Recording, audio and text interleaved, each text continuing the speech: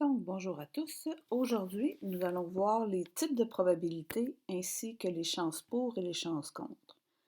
Donc, les types de probabilités, on en a trois. La première est la probabilité théorique. Ça, c'est la probabilité qu'on a travaillée depuis le début, c'est-à-dire la probabilité qui se fait avec un raisonnement mathématique seulement. Donc, le nombre de cas favorables sur le nombre de cas possibles, obtenir un nombre pair lors du lancer d'un dé équilibré à 6 faces. J'ai 3 nombres pairs sur 6 nombres possibles, donc une demi. Ça, c'est la probabilité théorique, c'est ce qu'on a fait jusqu'à présent. La probabilité fréquentielle. Ça, c'est une probabilité, ça le dit, fréquentielle, fréquence, donc on fait une expérimentation.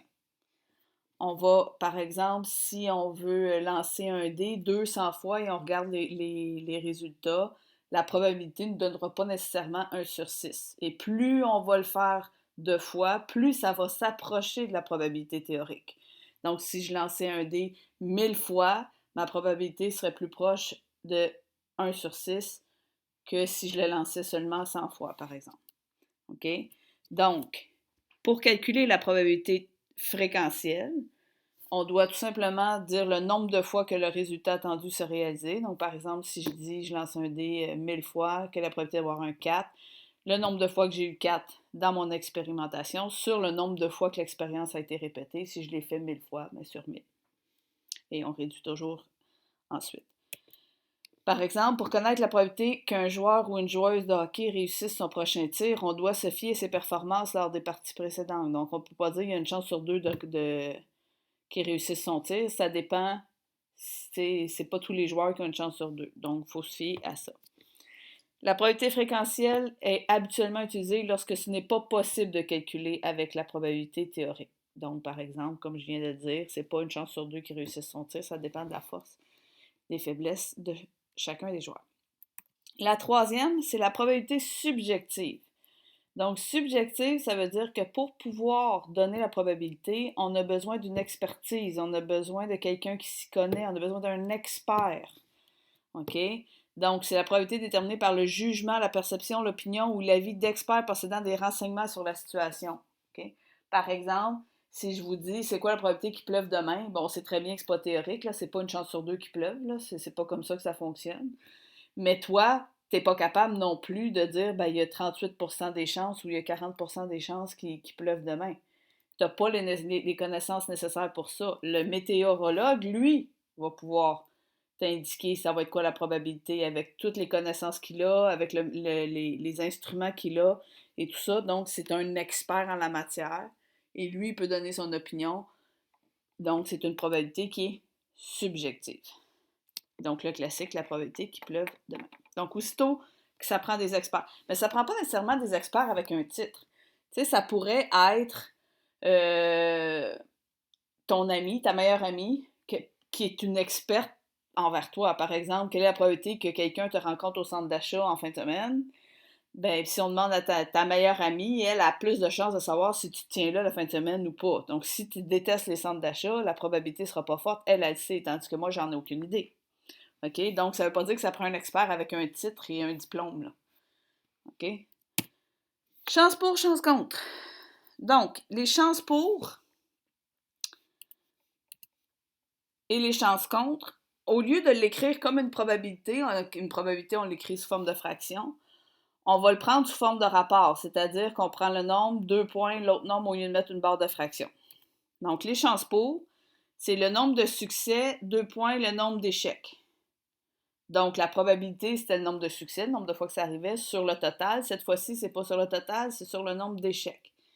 Et les chances contre, c'est l'inverse. Donc, c'est le nombre d'échecs sur le nombre de succès. Quand je dis sur, je parle des 2 points pour indiquer le rapport. Donc, par exemple, je tire une carte de pique dans un jeu ordinaire de 52 cartes.